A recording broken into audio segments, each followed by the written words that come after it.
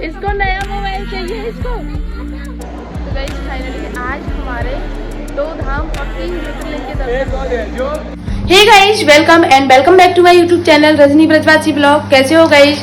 उम्मीद करती हूँ आप सब लोग अच्छे होंगे, स्वस्थ होंगे, मस्त होंगे। हम भी एकदम अच्छे हैं। तो गाइस आज हमारा कल हमने शाम को द्वारकाधीश जी के दर्शन कर लिए। अब हम सिटी टूर करने वाले हैं, द्वारका सिटी टूर। तो उसमें सारे जो भी मंदिर आते हैं ना, सब मंदिरों के दर्शन हम दोबारा से करेंगे। जैसे द्वारकाधीश जी का मंदिर, गोमती घाट हम कल होके आए थे, गोमती घाट भी होके आए, द्वारकाधीश जी का मंदिर भी होके आए और शिवराजपुर बीच भी होके आए। हम 3 जगह होके आए थे। कल शाम को आ गए थे, हम जल्दी आ गए थे। फिर पूरा मार्केट भी घूमा, लोकल मार्केट है ना द्वारकाधीश जी का वो। तो आज फिर से हम जाने वाले हैं पूरा सिटी टूर पे, जिसमें बड़केश्वर महादेव आ जाएंगे और रुक्मणी माता का मंदिर है और तो बहुत सारे मंदिर हैं जो मुझे नाम अभी नहीं पता है। गोमती घाट पे स्नान भी करना है, फिर से द्वारकाधीश जी के दर्शन करने हैं। और कल इतने अच्छे दर्शन हुए थे गाइस, मन खुश हो गया द्वारकाधीश जी के दर्शन करके।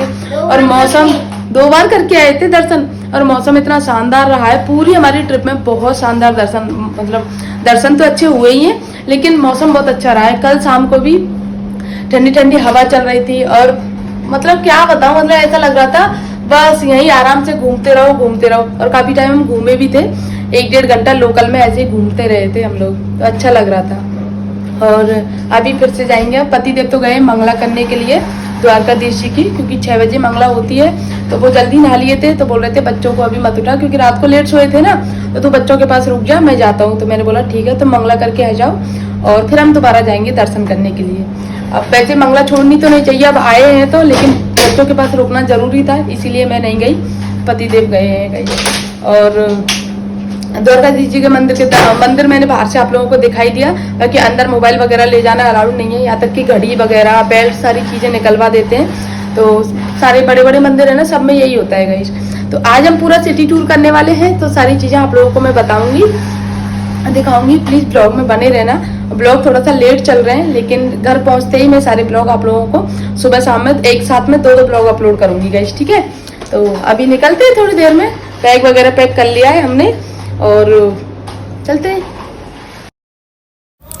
अभी हम जा रहे हैं गाइस रुक्मणी माता के मंदिर के दर्शन करने के लिए। और मेरी और स्वरा की आज ट्विनिंग है, आप देख सकते हो। हम दोनों ने सेम टी शर्ट डाली है। तो रुक्मणी माता का मंदिर द्वारकाधीश जी मंदिर के 3-4 किलोमीटर दूर है। तो ये समुद्र के किनारे पर ही है, सारे मंदिर समुद्र के किनारे पर हैं। ये भी समुद्र के किनारे है। यहाँ पे लाइन में लगे थे हम, क्योंकि हम थोड़ा सा टाइम से पहले पहुँच गए थे और 8 बजे दर्शन खुलते हैं, तो दर्शन किए थे। और ये वो जगह है जहाँ पे श्री कृष्ण भगवान जब रुक्मणी माता को शादी करके लेके आए थे, तो रास्ते में उनको प्यास लगी थी, तो श्री कृष्ण भगवान ने अपने अंगूठे से गंगा मतलब पानी खोद करके उनको पिलाया था। लेकिन दुर्वासा ऋषि जो उनके साथ में बैठे हुए थे, उनको पानी पिलाना भूल गए।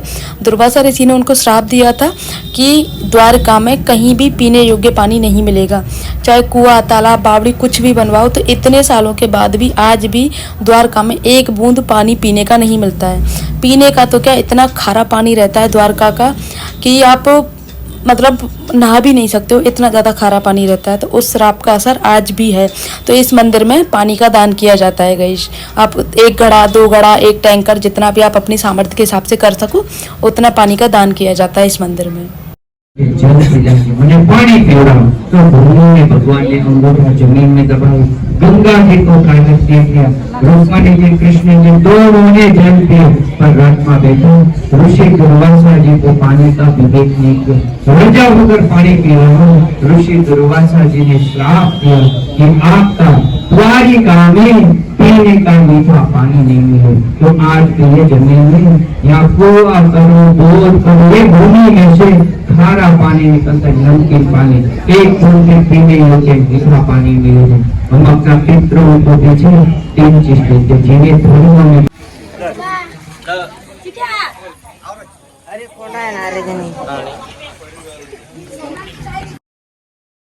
उसके बाद में गए फिर हम पहुंच गए नागेश्वर महादेव के दर्शन करने के लिए, नागेश्वर ज्योतिर्लिंग। और ये नागेश्वर ज्योतिर्लिंग के मंदिर के बाहर ये बहुत बड़ी शिवलिंग मूर्ति है शिव जी की। उसके बाद में जो आप देख रहे हो ना, वो जो झंडा है वहाँ पे नागेश्वर ज्योतिर्लिंग। भैया 1 का 10 है।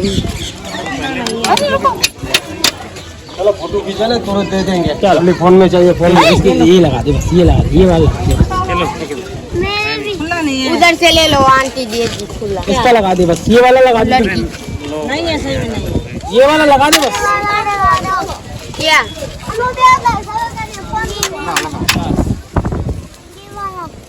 ना ये लगा अरे दे। ला भैया कौन सा लगाना लो। लगा हटा चल ले। अभी हम पहुंच गए नागेश्वर महादेव के मंदिर में।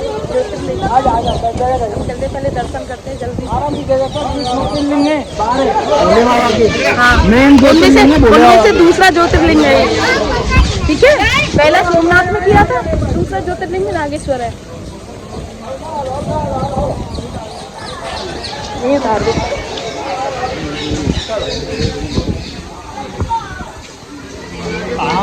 पार्वती पते शिव हर हर महादेव, हर महादेव। आजा आ जाओ। चलो चप्पल पहनना जाओ, शर्ट पहन के जा आके करे तो खाली नहीं जा वहाँ तो सही बेटा तो करें करो। सर मेरे आगे आ जाओ।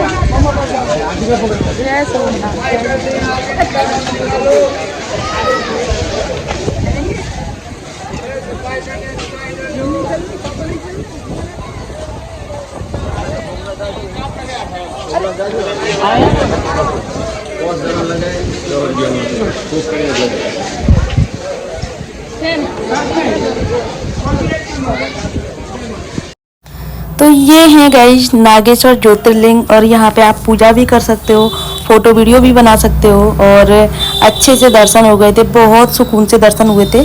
आप रेलिंग के बाहर में पास से दर्शन हुए थे, रेलिंग के बाहर खड़े होके आप कितनी देर तक आप दर्शन कर सकते हो उतनी देर तक आप दर्शन करो। और अगर आपके पास में पूरा समय है तो आप दर्शन अपने हाथों से पूजा भी कर सकते हो, जैसे अपने पास के मंदिरों की करते हो ना, इस तरीके से। तो लेकिन इतना समय नहीं था हमारे पास में, क्योंकि 1 घंटे का समय था और हमें कम से कम 2-2.5 घंटे में नंबर आता हमारा, इसीलिए हम लोग पूजा नहीं कर पाए, ओनली दर्शन किए। और दर्शन करने के बाद में आप लोग भी दर्शन करो, क्योंकि ये ज्योतिर्लिंग है ना, बहुत किस्मत से मिलते हैं गाइस।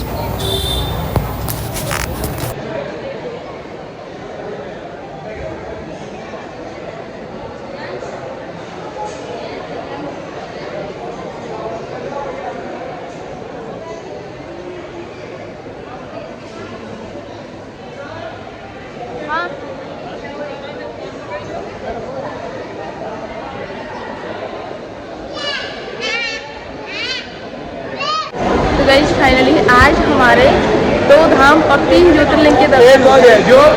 क्या यहाँ की ना लैंग्वेज समझ में नहीं आती है बिल्कुल।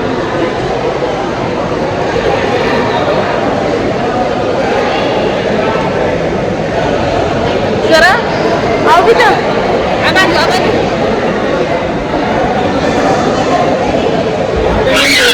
ये है नागेश्वर ज्योतिर्लिंग का पूरा मंदिर, और यहाँ इस तरह की सजावट हो रही है। ये है गाइस दर्शन, आपको दर्शन करा दूँगी।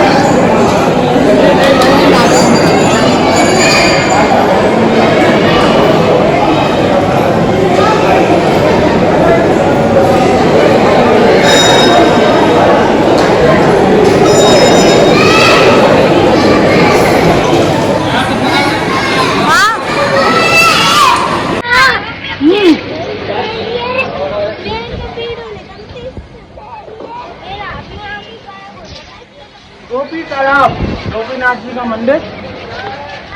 गोपी तालाब की क्या महिमा है, अभी जाके पता चलेगा। अच्छा सारे मंदिर जो भी हम निकल रहे हैं वो सब रास्ते में पड़ते हुए चल रहे। हाँ इसकी सुनो भाई, ये क्या बोल रहा है, बोलो ये भी परेशान हो गया मेरे ब्लॉगिंग से।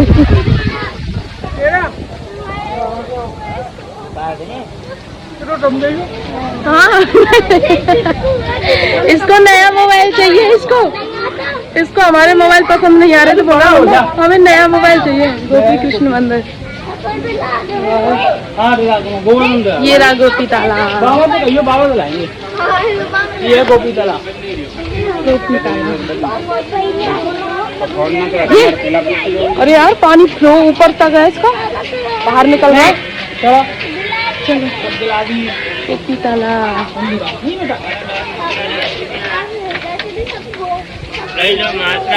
देख लो, पूरा रोड तक पानी है इसका।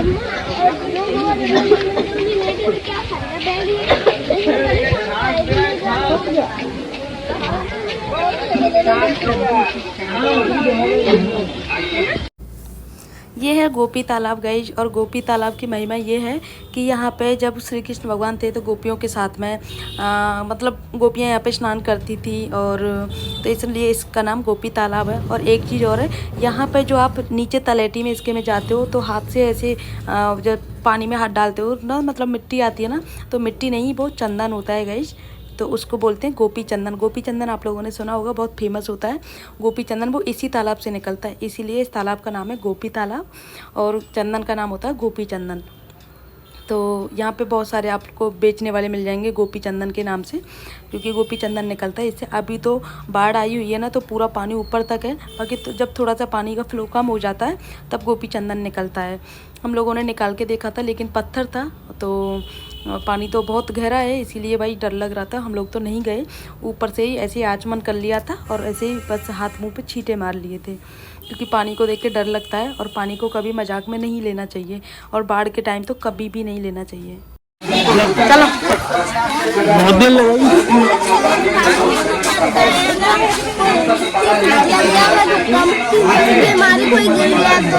आ जाओ,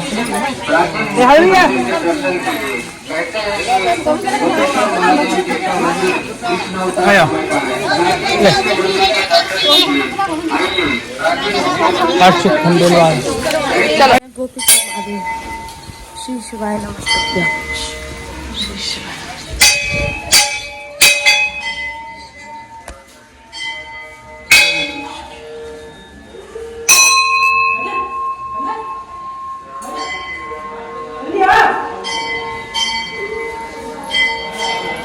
चल रहे गाइस गोपीनाथ महादेव, गोपीनाथ जी भगवान का मंदिर दर्शन करने के लिए। और यहाँ पे ना सब जितने भी नदी जो भी है ना, तालाब, सब ओवरफ्लो चल रहे हैं गाइस, बिल्कुल ऊपर की सीढ़ियों तक पानी है। जल्दी चलो, नेचर कितना अच्छा है। हर्षु स्लीपर खोल दो बस। चंदन में चक्र का गोपी चंदन।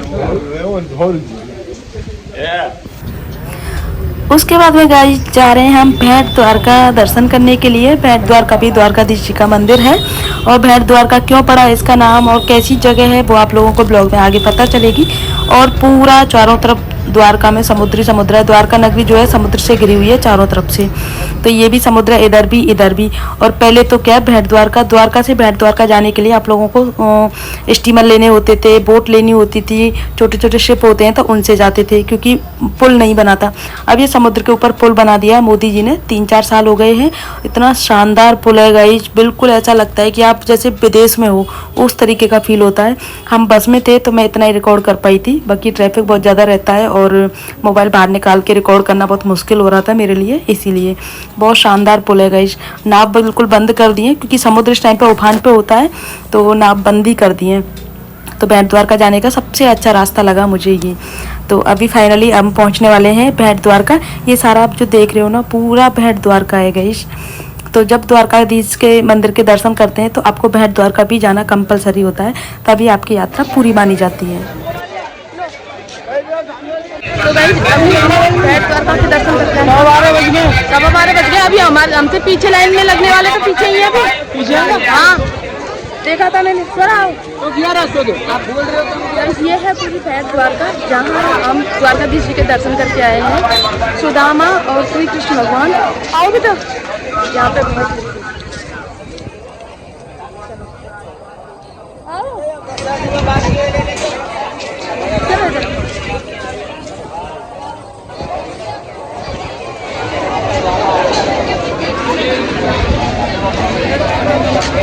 द्वारकाधीश जी के दर्शन करने के बाद में फिर हम लोग आए गए भेंट द्वारका। और भेंट द्वारका में ऐसा होता है कि श्री कृष्ण भगवान सुदामा से मिलने आए थे, यहाँ पे भेंट हुई थी, तो इसीलिए इसका नाम है भेंट द्वारका।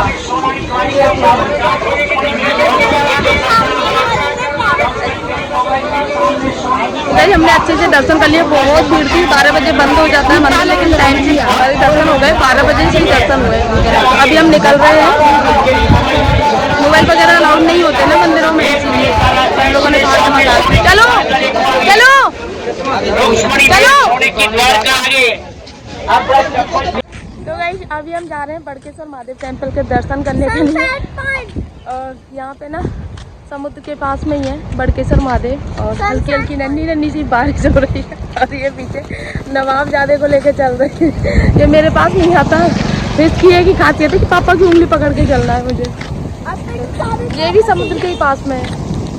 हमने ना यहाँ पे आए ना, हमने 5 बीच कर लिए गाइस। कहाँ चलना? इधर इधर इधर ही चलना। उसके बाद में फिर जाएंगे हम दोबारा से द्वारकाधीश जी के दर्शन करने, गोमती स्नान करने, गोमती नदी में स्नान करेंगे। और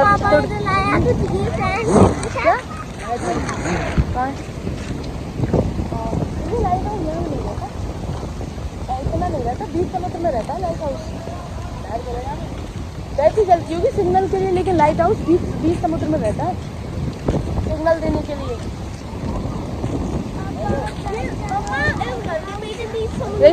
अब देखो हर्षित फिर से बीच आ गया।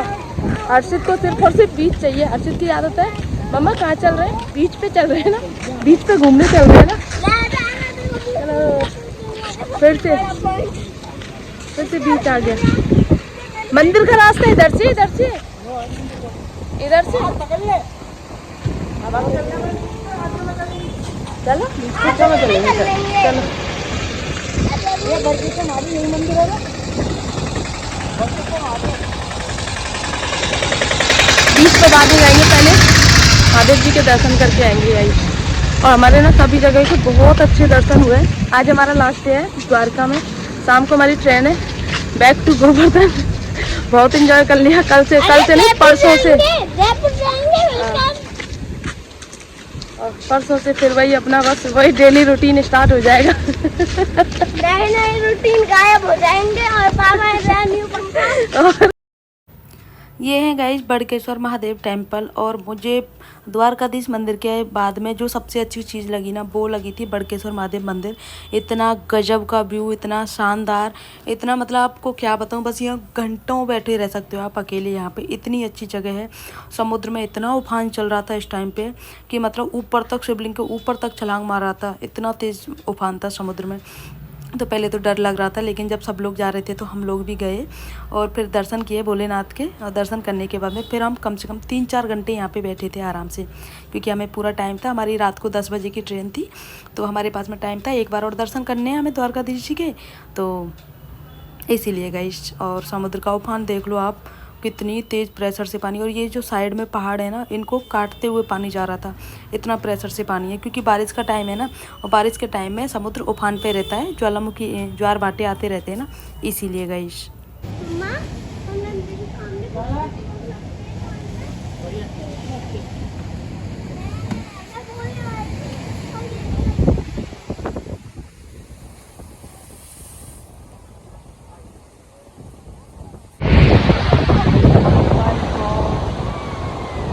भयंकर उफान है भाई, यहाँ बीच नहीं है, सिर्फ सनसेट पॉइंट है। यहाँ पे आप बैठ के आराम से सनसेट होता हुआ देखो, आराम से बैठने लायक जगह है, सुकून वाली। वहाँ तक पानी का प्रेशर पड़ रहा है, और उधर तो उधर आपको दिखाती हूँ मैं।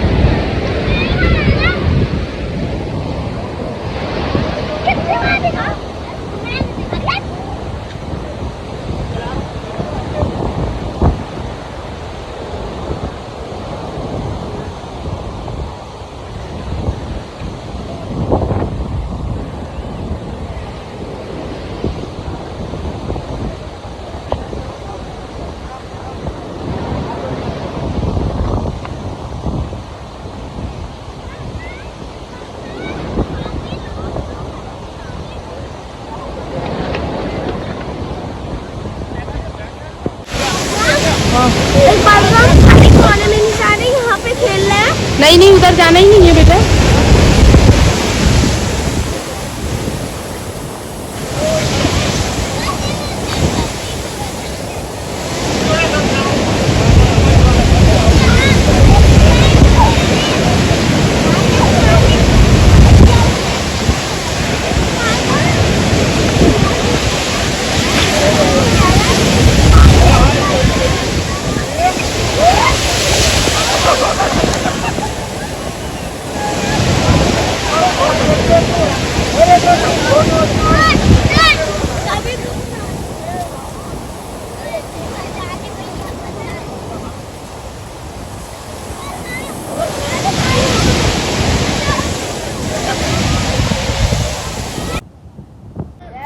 दोनों बच्चों ने गोमती नदी में स्नान किया और स्नान करने के बाद में फिर पतिदेव पानी भर के लेके आए, जल भर के लेके आए, क्योंकि मम्मी बोला था कि सब जगह का जल लेके आना, त्रिवेणी संगम का, गोमती नदी का, नर्मदा नदी का, तो वहाँ से सब जगह का जल लेकर के आए।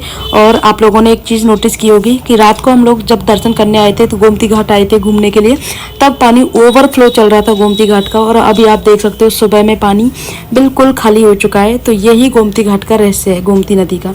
रात को पूरी ओवरफ्लो होकर चलती है और दिन में बिल्कुल सूख जाती है। सूखने का मतलब आप लोग देख सकते हो, लोग पैदल चल रहे हैं जैसे कि कोई सड़क हो या कुछ ऐसा हो, इस तरीके से। तो ये गोमती नदी का रहस्य है गाइस। और रात को तो इतना डर लग रहा था कि इसमें कैसे नहाएंगे। बाकी बच्चे खूब आराम से घूम घूम के नहा के आए हैं, लेट के बैठ के आराम से, क्योंकि पानी ख़त्म हो जाता है दिन में इस नदी का। तो बहुत अच्छे से दर्शन हुए, बहुत अच्छे से सब चीज़ हुई गाइस। ये हमारी कुछ मेमोरी है जो मैं आप लोगों के साथ में शेयर कर रही हूँ। हमने आज के जो फोटो लिए थे ना वो सारे हैं। मैंने और स्वरा ने ट्यूनिंग की थी, तो हर्षित बोला था मम्मा मेरे लिए क्यों नहीं ली ऐसी टी शर्ट, तो उसके लिए मिली नहीं थी सेम इसीलिए। और सब जगह के फ़ोटोज़ हैं हमारे। और मुझे ना मेमोरीज कलेक्ट करना बहुत पसंद है, बहुत ज़्यादा पसंद है। पतिदेव को नहीं है पसंद, एक दो फोटो लेते हैं और बार फिर मना कर देते, नहीं नहीं बहुत हो गया बहुत हो गया। लेकिन मैंने आज बहुत सारे फोटोज़ लिए, तो पतिदेव बोल रहे थे जब तक तू मना नहीं करेगी तब तक मैं रुकूंगा नहीं। और कितने कम से कम एक ही जगह के 100 फोटोज़ लिए थे मेरे। और यहाँ पे ना सब लोग खड़े हुए थे, तो हम लोग ऐसे फ़ोटो करा रहे थे, तो बहुत शर्म आ रही थी पतिदेव को। तो बोल रहे थे पहले के ज़माने में ना ऐसे खड़े होकर फ़ोटो लेते थे, बिल्कुल दूर दूर खड़े होकर के, लेकिन आज के टाइम की बात ही अलग है। और यहाँ पे डर भी लग रहा था खड़े होने में, लेकिन फोटोज़ के आगे डर जीत गया गाइस।